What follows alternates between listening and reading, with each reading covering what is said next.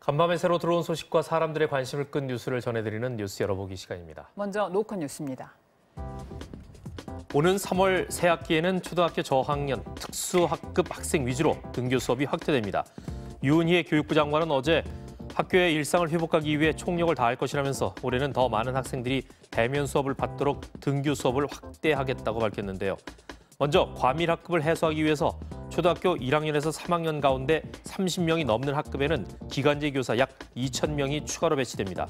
또 돌봄 시설을 늘리기 위해서 학교 돌봄터 사업을 9월에 도입하고 초등학생 약 46만 명에게 돌봄을 제공할 예정이라고 합니다. 다음은 국민일보입니다. SK그룹이 내년부터 대학 졸업자 정기 공채를 폐지하고 계열사별 수시 채용으로 전환합니다. 이렇게 되면 4대 그룹 중에서 대학 졸업자 정기 공채를 유지하는 곳은 삼성만 남게 되는데요. 현대차는 2019년부터, LG그룹은 지난해부터 정기 공채를 없애고 수시 채용 체제로 전환했습니다.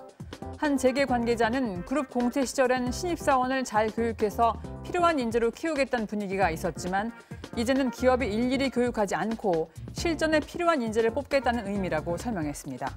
다음은 서울신문입니다. 이재용 삼성전자 부회장이 어제 삼성 전 계열사 사내 게시판을 통해 임직원을 향한 당부의 말을 남겼습니다.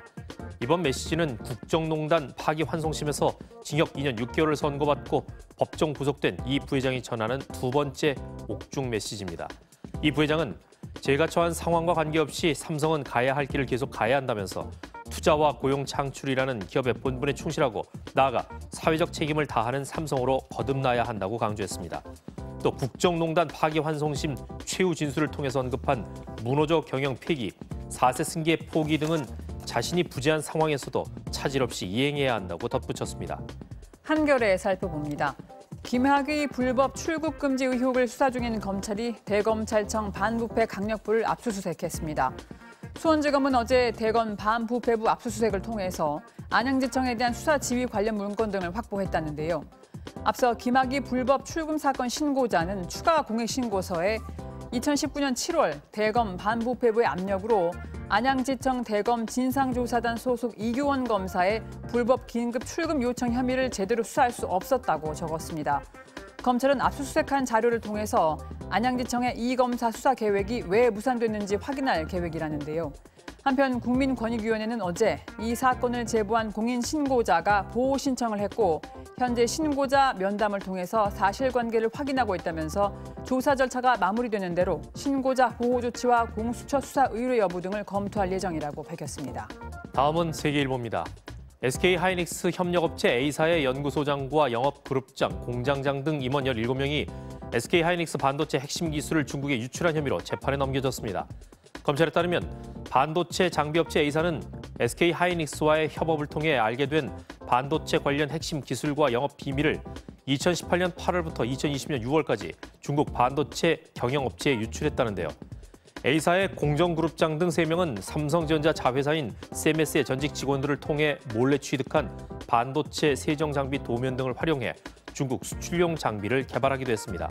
검찰 관계자는 수사 역량을 지속적으로 강화해 국가 핵심 기술과 첨단 기술을 국외로 유출하는 범죄자에 대해 엄정하게 대응하겠다고 밝혔습니다. 끝으로 중앙일보입니다.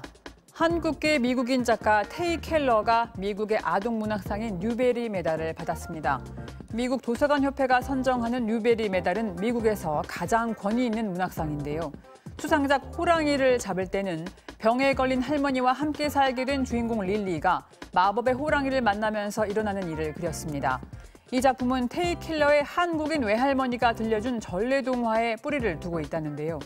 심사위원단은 한국 전래동화가 삶에 전하는 사랑과 희망을 환기하는 걸작이라면서 할머니의 동화를 통해서 릴리는 이야기가 미래를 만들어낼 수 있다는 것을 배우게 된다고 평했습니다. 지금까지 뉴스 열어보겠습니다.